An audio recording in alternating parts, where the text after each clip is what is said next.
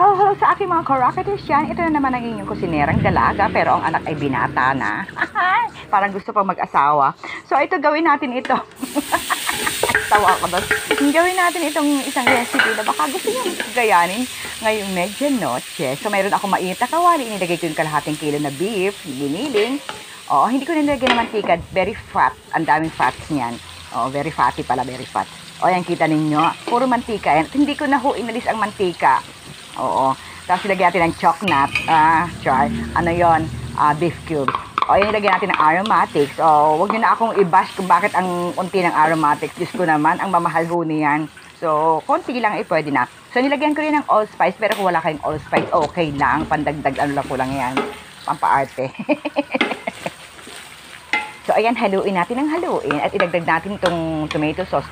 500 grams lang yung aking, ano na yan, yung aking tomato sauce na yan. O, ayan, haluin natin ng haluin. Kung gusto niyo itong gayan, pero hindi ko ito niluto nung Noche Buena at hindi ko rin lulutuin ngayong medianoche.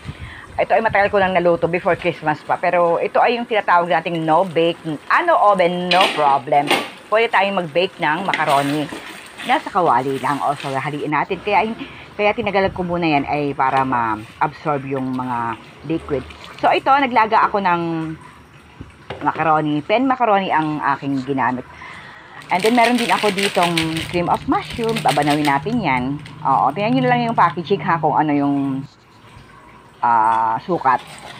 So, ayan, nilagyan ko at binanaw ko ng tubig. So, ngayon nga, kung gusto nyo gayahin ito ngayong medianoche, ay meron naman kasi akong ibang recipe lulutuin. Kaya hindi ko ito lulutuin sa medianoche. So, meron ako sa separate pan. Nagtunaw ako ng 2 kutsara na butter. Ayan, nilagyan ko ng 1 kutsarang harina. Oo. Ayan, haluin natin ng haluin hanggang mag-incorporate. And then, ilagay natin yung ating binanaw na cream of mushroom. Ano, haluin natin ng haluin. Ito di lalapot pa. Huwag nating titigilan ng halo. Hindi naman madras na. Basta lang, hindi siya dumikit. Nilagyan ko rin ito ng black pepper. Kasi hindi ko na siya masyadong tinimplahan kasi nga may lasa na siya. O, ayan. Dilagyan din natin ng kalahating all-purpose flour. All-purpose cream. Sorry. Ay, nako. Nalito na ang lola nyo. So, ayan. Hintayin nating lumapot. Ayan. Malapot na siya. Ano, ayan. Okay na ang ating bechamel o ating white sauce. So, balikan natin itong ating meat sauce. Ano. So, ayan. Ilagay na natin ang ating macaroni. Hindi ko inilaga ng husto yung ating macaroni kasi maluluto pa yan. Ayaw natin maging overcook. And then, hindi ko na siya hinalo. Wala. Trip ko lang. Ilagay ko na sa ibabaw agad ito ating white sauce. Ano. O, ayan. And then, ayan. Kalat natin. O, ayan na po. So, hindi ko hinalo. Hinayaan ko lang nasa ilalim yung meat sauce. At kasi, wala. Basta sa trip ko lang. Ayokong haluin. Pero kung gusto nyo haluin nyo. Tapos nilagyan natin ng pagkarami-raming cheese. Ito yung Filipino cheese natin. Ano? I use daily queso. Yung pinakamurang queso na nakikita mo sa market. And then, lalagyan natin ng mozzarella cheese para merong, yung tightening. Yung humihigit-higit. And I use cheese boy. Ito yung pinakamura din. Lahat mura. Pag itong panahon, lahat mura ang bibihin natin. And then, lalagyan natin parmesan cheese. Cheese boy din ito. Nilagay ko lang dyan sa lalagyan ng mamahaling lalagyan. Kasi wala akong lalagyan. So, ayan. Nilagyan natin ng napakaraming cheese. Nilagyan natin ng layot ng basil leaves. Wala tayong sasayangin. Lagyan natin yan. And then, takloban natin. Oo, ayan.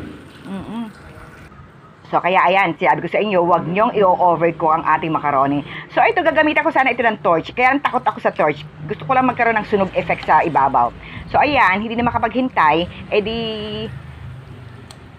kumuha na agad ako. Ayan, kaya hindi buo. Kasi kung dapat pala lamigin ng konti yan, gutom na kami. Oo. So, ayan. O, sige, meron tayong baked macaroni kahit walang oven.